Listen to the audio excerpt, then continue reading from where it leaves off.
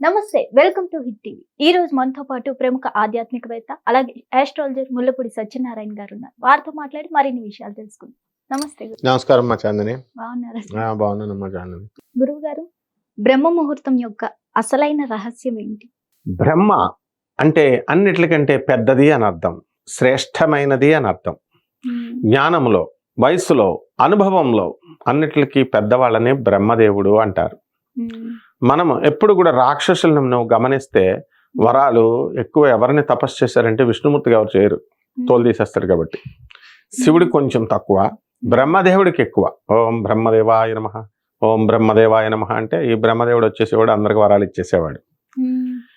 వరాలు ఎక్కువ ఇచ్చేస్తున్నాడు అని చెప్పేసి శివుడు విష్ణుమూర్తి ఇద్దరు కలిసి కమిటీ పెట్టుకొని ఈయన్ని డిస్మిస్ చేశారు, పవర్స్ తగ్గించేశారు బ్రహ్మదేవుడికి. అందుకనే బ్రహ్మదేవుడికి ఇప్పుడు తక్కువ. అంటే దక్ష ప్రజాపతికి ఎలాగైతే ఒక తలకాయ తీసేస్తాడు, అహంకారం వచ్చినప్పుడు శ్రీ మహావిష్ణువు కానీ శివుడు కానీ ఏం చేస్తారంటే, నా అంత గొప్పవాడు లేడు అని దక్ష ప్రజాపతి అనుకున్నప్పుడు శివుడిని పిలవకుండా యజ్ఞం చేస్తుంటే తీసేశారు. వీరభద్రుడు వచ్చి తీసి పడేశాడు. అలాగే బ్రహ్మదేవుడు కూడా నీ సృష్టి అంతా నేనే చేస్తున్నాను, రాక్షసులంతా నాకే తపస్సు చేస్తున్నారు, నో విష్ణు నో శివ, మీ అందరికంటే నేనే గ్రేట్ అంటే అప్పుడు శివుడు ఏం చేస్తాడు, మర్యాదగా చెప్తాడు వినడు. శివలింగం అరుణాచల శివలింగం లాగా వచ్చేసి టాప్ ఒకళ్ళు కింద ఒకళ్ళు, ఎవరి ముందు అయితే వాళ్ళు చూసి రండి అంటే విష్ణుమూర్తి వచ్చి నేను కూర్మావతారంలో క్రిందకి వెళ్ళి వరాహవతారంలో వెళ్ళి స్వామి నేను చూడలేకపోయాను నిజంగా చెప్తాడు. అందుకని విష్ణుమూర్తిని వదిలేశాడు బ్రహ్మ, అదే శివుడు. ఆ పైనకి వెళ్ళి బ్రహ్మదేవుడు అబద్ధం చెప్పేసి మళ్ళీ దొంగ సాక్ష్యాలు మనం తీసుకొస్తాం కోర్టులో, దొంగ సాక్ష్యాలు. అలాగా ఒక మల్లి చెట్టుని ఒక ఆవుని తీసుకొచ్చి చూసేసానని ఆవు చూశాడని తలతో చెప్పుద్ది, చూడలేదని తోకతో ఇలా ఊపుద్ది ఇలాగా. అందుకని మొగల పువ్వుని తీసుకొస్తే ఇదేమో చూశారంటే ఇది పూజకు పనికిరావు నువ్వు అని మొగల పువ్వుని, ఈ ఆవు యొక్క ముఖాన్ని మనం చూడకూడదు, వెనకున్నటువంటి తోకే దాన్నే పూజించాలి అని బ్రహ్మదేవుడు అహంకారంతో అబద్ధం చెప్పాడు. కాబట్టి శివుడు ఏం చేశాడు, తలకాయ పీకేశాడు. లేకపోతే 5 ముఖాలు ఉండేవి. శివుడు పంచాననుడు, శివుడికి 5 ముఖాలు ఉన్నాయి, బ్రహ్మదేవుడు కూడా 5 ఉండేవి. ఇప్పుడు తీసేసి చతుర్ముఖుడు అయిపోయాడు బ్రహ్మదేవుడు. వీడు ఎప్పుడు అబద్ధం ఆడకుండా ఈ బ్రహ్మదేవుడు ఒక ఇన్స్పెక్షన్ కమిటీ పెట్టి సరస్వతీదేవిని నాలిక మీద సామే వస్తు జిహ్వాగ్రి బ్రహ్మరూప సరస్వతి, బ్రహ్మ యొక్క తిష్టంతు, బ్రహ్మ యొక్క జిహ్వ మీద నిలబడుగాక అని చెప్పేసి డ్యూటీ వేశారు. సో అప్పటి నుంచి ఇంక బ్రహ్మ అబద్ధాలు ఆడడం మానేశాడు అనమాట. కాబట్టి బ్రహ్మ ముహూర్తం ఆయన ఏం చేస్తాడు, సరస్వతి దేవి లేపుద్ది ఆయన్ని. తొలి జాము అంటాము, అంటే 12 గంటలకి రాత్రి అవుతుంది కదా, నిశాచరులు అందరూ రాక్షసులు, మానవుడు అక్కడే పడుకుంటాడు రాత్రులు, మా దేవతలు రాక్షసులు అందరూ రాత్రులు తిరుగుతారనమాట. సో తెల్లవారుజామున 2:30కి మనకి తొలి జాము స్టార్ట్ అయిపోద్ది. కాబట్టి మనం బ్రహ్మ ముహూర్తం ఏమిటంటే 2:30 నుంచి స్టార్ట్ అయిపోద్ది. ఆ టైంలో బ్రహ్మదేవుడు తన సృష్టిని మొదలు పెడతాడనమాట, సృష్టించడం మనల్ని అందరినీ. ఆ టైంలో ఋషులంతా కూడా తాము తపస్సు చేస్తారు. ఒక 20 minutes మెడిటేషన్ చేస్తున్నాం కదా ఇప్పుడు, అలాగా ఋషులు కూడా వాళ్ళందరూ ఏం చేస్తారు, బాబా అంటే బం భం బాబా అంటే శివుడు నామ్, ఆయన యొక్క నామము, కేవలము అంటే సర్వస్వము అని. బాబా నామ్ బాబన్నాం కేవలం, బాబా నాం కేవలం, బాబా నాం కేవలం, బాబా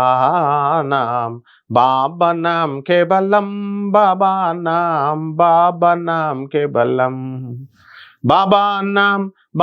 నాం కేవలం, బాబా నాం కేవలం అని చెప్పి, ఇది కలియుగాంతానికి కూడా శంభాల నగరం వచ్చేసిన తర్వాత కూడా శివుడిచ్చాడు ఈ మంత్రాన్ని, ఈ నామాన్ని జపం చేసుకోవాలా. త్రేతాయుగంలో రాముల వారి మంత్రాన్ని, తారక మంత్రం. అలాగే ద్వాపర యుగంలో వాసుదేవుడిది, ఓం నమో భగవతే వాసుదేవాయ, ఓం నమో భగవతే వాసుదేవాయ, ఓం నమో భగవతే వాసుదేవాయ, ఓం నమో భగవతే వాసుదేవాయ, ఓం నమో భగవతే వాసుదేవాయ, ఓం నమో భగవతే వాసుదేవాయ అంటూ చైతన్య మహాప్రభు వీళ్ళందరూ కూడా నిత్యాయ్ వీళ్ళంతా కూడా అప్పుడు బ్రహ్మముహూర్తంలో నాట్యం చేస్తారు. ఇప్పుడు కలియుగంలో ఉన్నటువంటి మనం వచ్చేసాం కాబట్టి ఇప్పుడు ఋషులంతా కూడా ఏదో ఒక దైవనామస్మరణం, ఓం నమ శివాయ, ఓం నమ శివాయ, అలా దైవనామాన్ని ఆ జపాన్ని ఆ తెల్లవారుజామున చేసి వాళ్ళు రిలీజ్ చేసేస్తారు, ఇలా వదిలేస్తారు. లోక కళ్యాణం కోసం వదిలేస్తున్నామని ఆ టైంలో మనం పడుకోకూడదు అనమాట.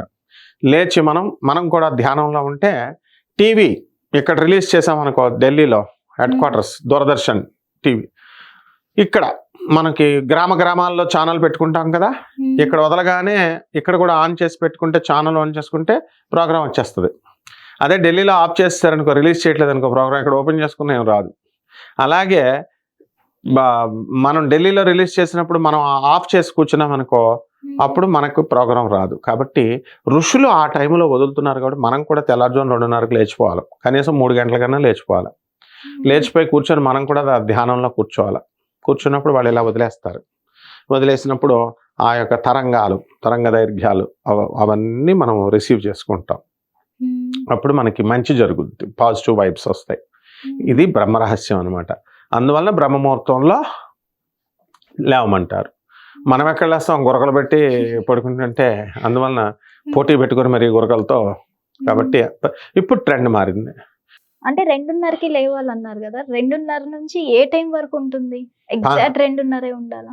ఎగ్జాక్ట్ 2:30 ఉండాలి.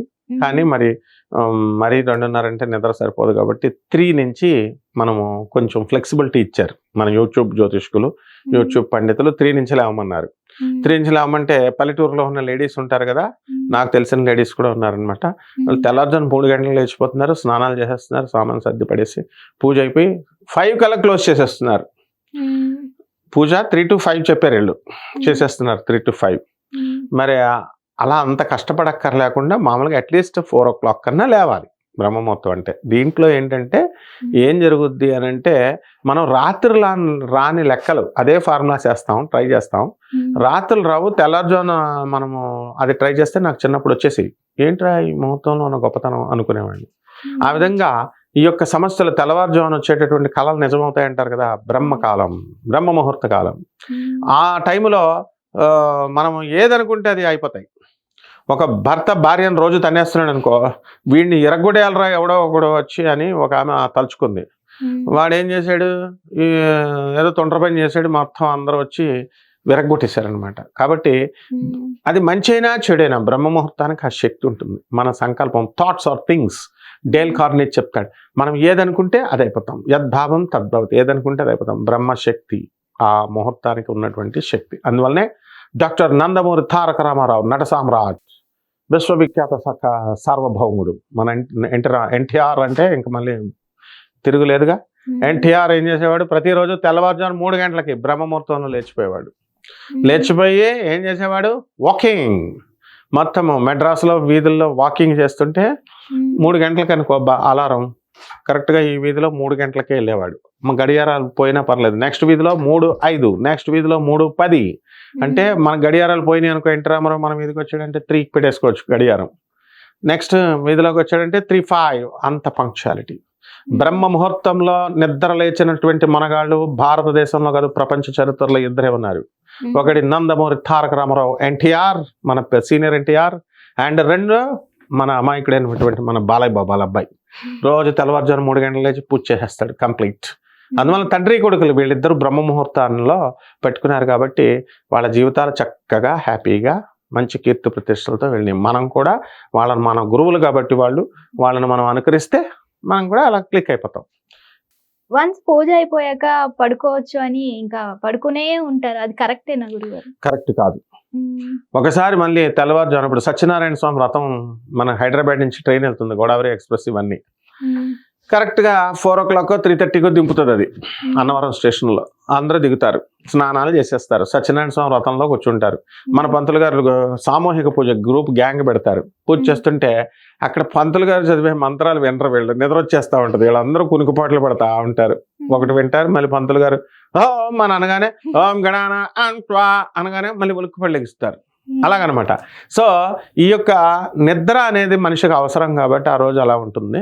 మన ప్రతిరోజు డైలీ ప్రోగ్రామ్ నువ్వు అడిగావు కాబట్టి పూజ బ్రహ్మముహూర్తంలో పూజ అంతా అయిపోయిన తర్వాత ఎట్టి పరిస్థితుల్లో కూడా పడుకోకూడదు.